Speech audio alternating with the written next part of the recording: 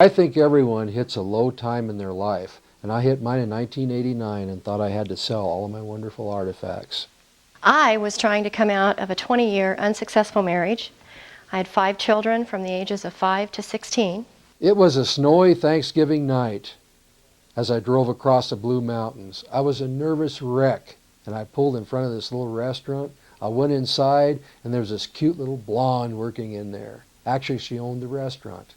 There was this other gentleman in there, too, trying to keep out of the snow. I had no idea that my entire life was going to change that night. I wasn't interested in this guy at all. In fact, I left him and another customer alone in the restaurant for about an hour, hoping he'd be gone when I came back. I came back and he was still there.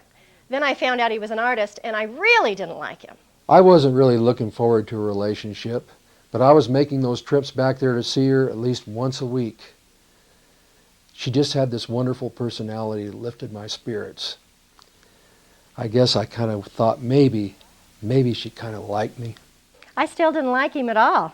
In April of 1990, Lee moved her entire family to Joseph, Oregon. She opened up a little restaurant up there.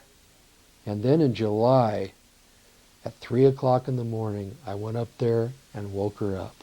We'd had a fight, and I wasn't speaking to him, and he said he just had to talk to me. We walked up into the woods behind the cabin.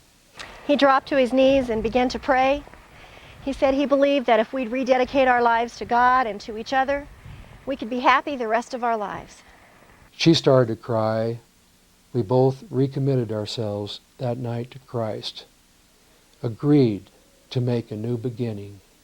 I began realizing that David was a loving, caring, sensitive person with a heart of gold.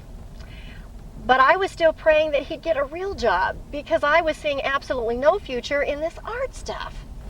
Remember when I said earlier that I thought David Manuel should get a real job? Maybe I was wrong. What do you think?